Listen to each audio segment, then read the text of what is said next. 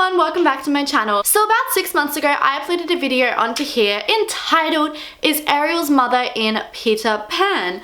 And this video got a lot of attention, a lot more attention than I ever expected it to. And because it got so much attention, a lot of you guys were going through the theory with like a fine-tooth comb, picking out any like little problems or plot holes and stuff. And so I thought it'd be fun if today we went through those plot holes and discussed them and sorted them all out. So I went through the comment section and I wrote down like the most common plot holes and problems that you guys found. And today we're just gonna talk them through because I pretty much found answers for all of them.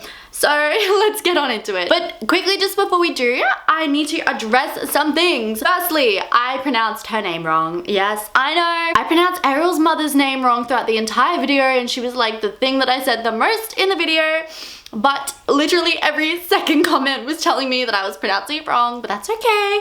So I'm sorry, I was saying it Queen Athena, but it's actually Queen Athena. I don't even know if that's still right, but you know who I mean. I also said that she died trying to save a random mermaid, but that random mermaid was actually her eldest daughter. And I also said that she jumped onto the rocks to get some random locket, but it wasn't a random locket, it was actually a music box given to her by King Triton. So apart from those 3 mistakes, everything else in that video is still all good, still real with that. What was that? I don't know. Anyway. And I probably should have said this at the beginning, but if you haven't seen the Is Ariel's Mother in Peter Pan video, I would definitely recommend watching that before this one. Otherwise, this is gonna make no sense. So let's get on into it.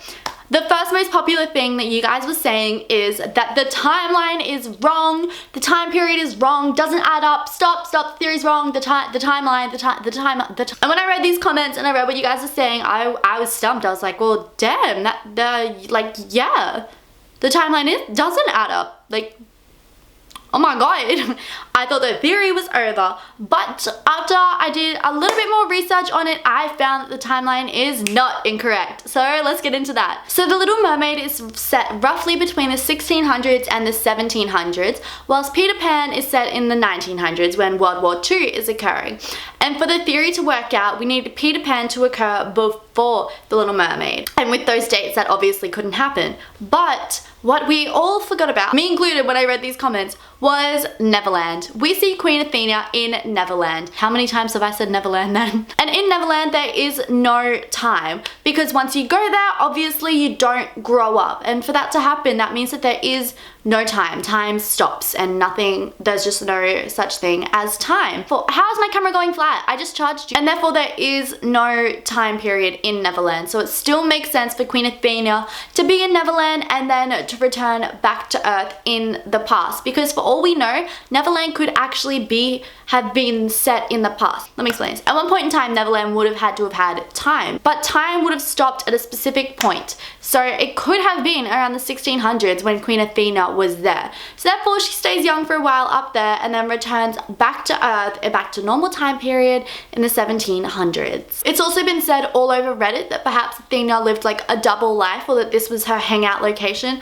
So when she just wanted to hang out, she would just go up to Neverland, and then after that she would leave Neverland, go back and look after her kids back down in Atlantica. And this leads on to the next question, which is, how would Athena ever get to or from Neverland?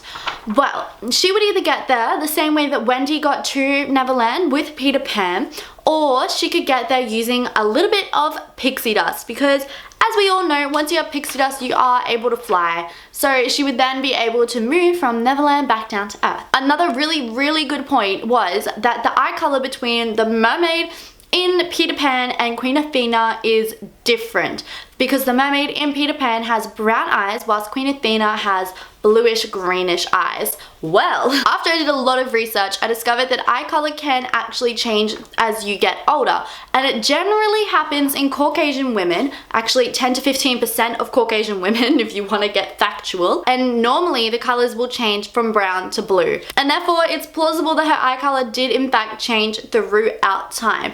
It's also important to remember that there are a lot of animating years difference between the two, so obviously maybe back then it was a lot harder to animate blue eyes onto a character, so they just went with black.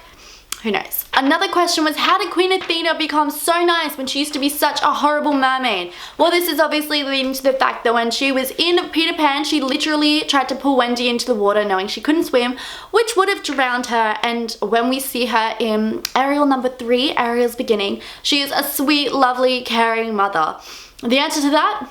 People change. So those are pretty much all the questions that you guys had to ask, the main ones anyway, with the plot holes. So I hope that helps to like put it all into perspective and that it fills in any plot holes that you guys had. But I do have a bit more evidence to the theory that I thought I should just add into this video. So in the last one, I was like alluding to the fact that perhaps it was Captain Hook who had actually killed Queen Athena, and I do have more evidence to that. That is that in the Mermaid Lagoon, the mermaids are pretty much fearless. Like, they're very brave, not afraid of anything, except for Captain Hook.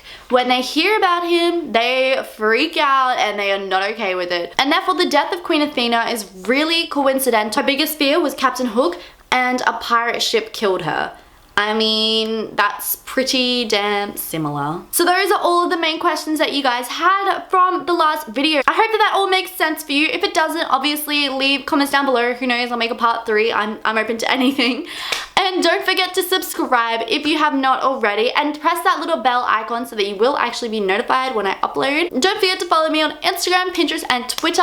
My usernames are all down below and on the screen for that one. And I will see you guys in my next video. Bye!